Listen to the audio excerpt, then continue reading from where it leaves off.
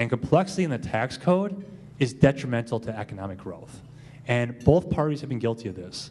Republicans, when they want to spend money, call it a tax deduction or break. Jack Kemp would call it spending through the tax code. And essentially, Republicans need to stop spending money through the tax code.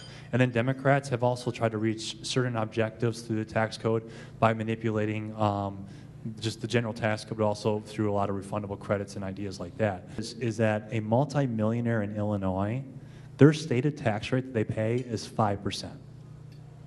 5%, and that's after they raise their taxes from 3% to 5%. So literally a 66.6% raise in taxes, and they're at 5% for millionaires. Here in Wisconsin, if you're a family and your gross income for taxes is $40,000, you're paying in the 6%. So our middle income families in Wisconsin are paying more as a larger tax rate than Illinois millionaires. No one succeeds entirely on their own.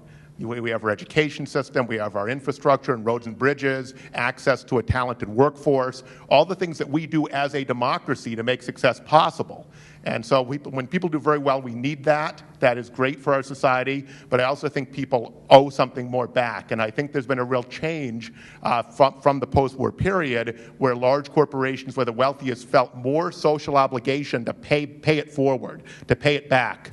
So we have, over the last couple decades, disinvested to a large degree and pulled back money out of higher education, for example, and we've pulled it out of K-12. By inflation-adjusted terms for schools, kindergarten through 12th grade, we are 17-year low inflation-adjusted dollars right now, and the state pays a much smaller percentage of higher education than it did in 1990. And so if we were to switch more to the sales tax, we would make the system much more regressive. Income taxes are also the most transparent. And in fact, there's the most accountability for them because people have to pay them and then can hold their representatives accountable, right, if they don't like them.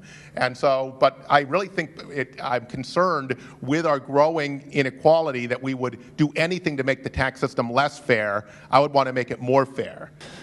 The tax code is actually more progressive today than the day the Republicans took over in January 2010. We've actually created a more progressive tax code. That's probably news to a lot of folks, but that's the reality. That's the truth.